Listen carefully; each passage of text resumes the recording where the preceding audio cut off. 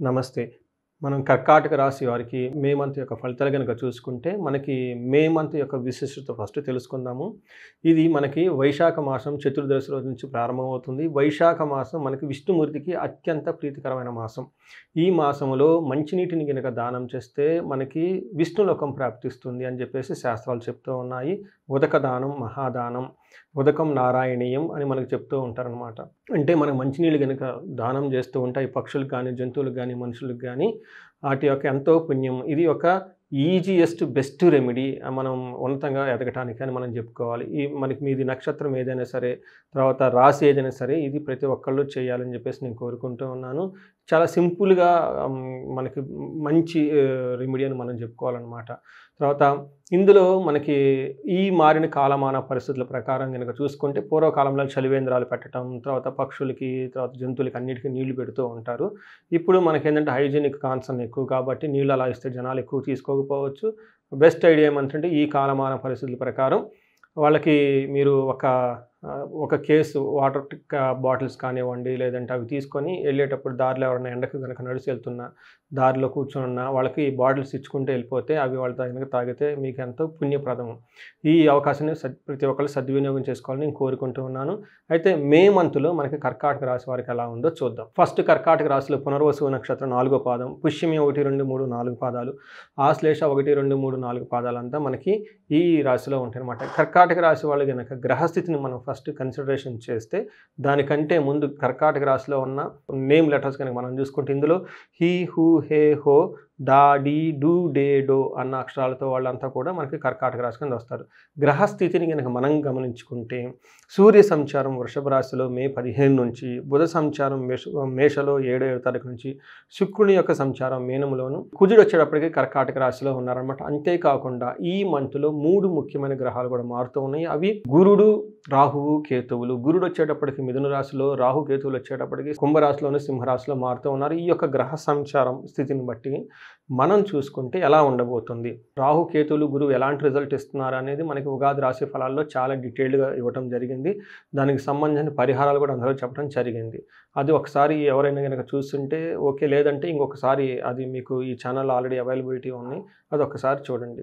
ఇప్పుడు వచ్చేటప్పటికి మే మంత్లో ఎలా ఉండబోతుందో మనం చూద్దాము. ఈ మే మంత్ కనుక మనం చూసుకుంటే వీళ్ళకి లఘు గోచారం, సూక్ష్మ గోచారం ప్రకారం ఎలా ఉండబోతుందంటే, వీళ్ళకి ఈ మంత్లో విత్త లాభం, ధన ప్రవాహం చాలా ఎక్కువగా ఉంటుంది. శేష సౌఖ్యం, ఆల్రౌండ్ హ్యాపీనెస్ ఉంటుంది. అంతేకాకుండా వీళ్ళకి కొంచెం శత్రు పీడలు జరిగే అవకాశం ఎక్కువగా ఉంటుంది. భార్యతోటి, పుత్రులకి ఓవరాల్గా బాగుంటుంది. కానీ కొంతమందికి లైట్గా గొడవలు వచ్చే అవకాశం కూడా ఎక్కువగా ఉంది. గొడవలు వస్తాయి కానీ మళ్ళీ వెంటనే ఆ గొడవలు పోతాయి. మీ మధ్య మంచి అండర్స్టాండింగ్ ఉంటుందని చెప్పేసి మనం తెలుసుకోవాలి. మనం ఇప్పుడు ఈచ్ గ్రహం ఎలాంటి యొక్క ప్రతికూల అనుకూల పరిస్థితులు ఉన్నాయో మనం చూద్దాం. ఫస్ట్ సూర్యుడిని కనుక గమనిస్తూ ఉంటే వీళ్ళకి చాలా మంచి పాజిటివ్గా ఉన్నారు. 11th హౌస్లో సూర్యుడు చాలా బాగా కలిసి వస్తారని మనం చెప్పుకోవాలి. ఏ ప్రకారంగా అంటే, మనకి సంస్కృతంలో మహర్షులు ఏం చెప్తారంటే, అర్ధచ్చ స్వకులాచార గృహే నిత్యోత్సవం శుభం నిత్యమాధుర్య భుక్తిచ్చ లాభే చేకాదశ రవో అని మనకి చెప్తూ ఉంటారు. ఈ ప్రకారం ఏంటంటే, అర్ధచ్చ వీళ్ళకి ధనం ప్రకారం చాలా బాగుంటుంది. స్వకులాచార వీళ్ళకి వంశ పారంపర్యంగా ఉన్న పద్ధతులను ఫాలో అవటము, భక్తిగా ఉండటం, ఆధ్యాత్మికంగా ఉండటము, ఒక మంచి నడవడిక కలిగి ఉంటారు. అంతేకాకుండా గృహే నిత్యోత్సవం శుభం, గృహంలో ఉత్సవం ఉంటుంది, శుభప్రదంగా ఉంటుంది. అంతేకాకుండా నిత్య మాధుర్య భుక్తిచ్చ టయానికి మంచి భోజనం చేయటం, తర్వాత స్వీట్స్ ఇవన్నీ తినటం, ఈ ప్రకారంగా వాళ్ళు చక్కగా ఉంటారు లైఫ్లో అని మనం చెప్పుకోవాలి. లాభప్రదంగా కూడా ఉంటుంది. అంతేకాకుండా వీళ్ళకి 5th ఆస్పెక్ట్ ఉండటం వల్ల పెద్ద పెద్ద ప్లానులు చేయాలి అనుకున్న వాళ్ళకి ఇది సరైన సమయం కాదు. కొంచెం హైయర్ లెవెల్ స్ట్రాటజీస్ ఏమైనా ఫ్రేమ్ చేసుకునే వాళ్ళకి కొంచెం కన్ఫ్యూజన్స్ వచ్చే అవకాశం ఎక్కువగా ఉంటుంది. అయితే కుజుడు వీళ్ళకి 1st హౌస్లో ఉండి కొంచెం ఇబ్బంది పడే పరిస్థితులు ఎక్కువగా ఉన్నారు. ఇది కొంచెం గమనించుకోవాలి.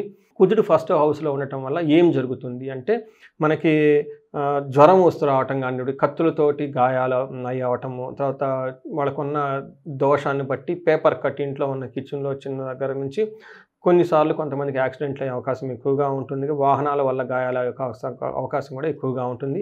కొంచెం జాగ్రత్తగా ప్లాన్డ్గా మంచి టైం చూసుకొని, మంచి ముహూర్తం చూసుకొని ప్రయాణాలు చేసేటప్పుడు జాగ్రత్తగా వెళ్ళాలని చెప్పేసి ఒక సూచన.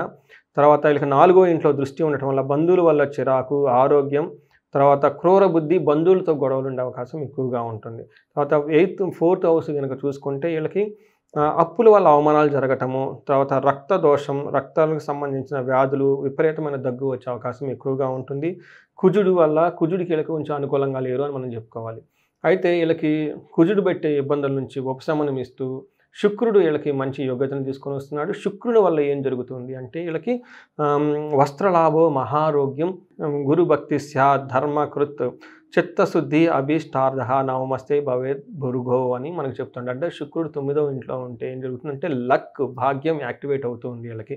ఏ ప్రకారంగా అంటే వస్త్రలాభం, వాళ్ళకి మంచి బట్టలు కొనుక్కునే అవకాశం ఎక్కువ, మహా ఆరోగ్యం, చక్కగా ఆరోగ్యం బాగుంటుంది. గురువుల భయంలో వాళ్ళ భక్తిప్రదంగా ఉంటారు. భక్తి స్వధర్మకృత్, వాళ్ళ పనులు చక్కగా వాళ్ళు మంచి మంచి పనులు చేసుకుంటూ ముందుకెళ్ళిపోతుంటారు. చిత్తశుద్ధి, వీళ్ళకి ఇంట్యూషన్ చాలా బాగుండేసి, మంచి పాజిటివ్ యాటిట్యూడ్‌తో ఉండేసి, ఒక డిటర్మినేషన్ పట్టుదలగా ఉండేసి, అనుకున్న పనులన్నీ అనుకున్న విధంగా చేసుకుంటూ ముందుకెళ్ళిపోతూ ఉంటారు. అయితే ఎవరైతే థర్డ్ యాస్పెక్ట్ ఉండటం వల్ల లవ్, రొమాన్స్ మ్యాటర్స్‌లో, ప్లెజర్‌కి సంబంధించిన విషయాల్లో కూడా చాలా చక్కగా ఎంజాయ్ చేసేస్తారు అని మనం గమనించుకోవాలి.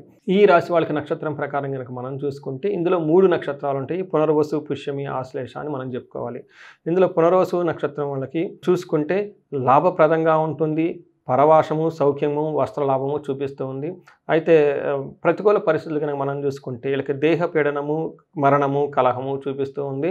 పుష్యమి నక్షత్రం వాళ్ళకి అగైన్ లాభప్రదంగా ఉంటుంది. పరవాసము, ఫారిన్‌లో ఉండాలి. ఫారిన్ రిలేటెడ్ మ్యాటర్స్ వాళ్ళకి కలిసొస్తుంది. వస్త్రలాభాన్ని చూపిస్తుంది. దేహ పీడనము, మరణము అనేవి మనకి వీళ్ళకి ప్రతికూలంగా ఉన్నాయి. ఆశ్లేష నక్షత్రం వాళ్ళకి విదేశాగమనం, ఫారిన్ ఎవరైనా గనక ట్రావెల్ అనుకుంటే ఇది ఫేవరబుల్‌గా ఉంటుంది. పరవాసము, వస్త్రలాభము చూపిస్తుంది.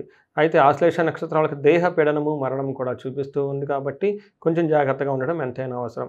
ఇంతే కాకుండా పుష్యమి, ఆశ్లేష నక్షత్రం వాళ్ళకి రక్తానికి సంబంధించిన ప్రాబ్లమ్స్‌లో కొంచెం ఇబ్బందులు పడే అవకాశం ఎక్కువగా ఉంటుంది. పర్టిక్యులర్‌గా స్త్రీలు కొంచెం జాగ్రత్తగా ఉండాలి ఈ విషయంలో. మిగతా వాళ్ళకి కొంచెం అనుకూలంగా ఉందని మనం చెప్పుకోవాలనమాట.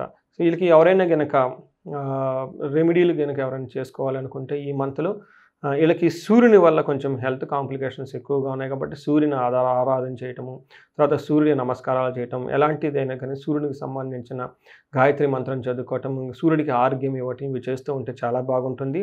వీళ్ళకి గొడవలు అయ్యే అవకాశం ఎక్కువగా ఉంటుంది కాబట్టి కుజుడికి సుబ్రహ్మణ్యేశ్వర స్వామి ఆరాధన చేయటం, తర్వాత సుబ్రహ్మణ్యేశ్వర స్వామికి ఆరాధన చేయటం, సుబ్రహ్మణ్యేశ్వర స్వామి భుజంగ స్తోత్రం చదవటం, ఇలాంటి మంత్రాలు చదువుతుంటే చాలా బాగుంటుంది.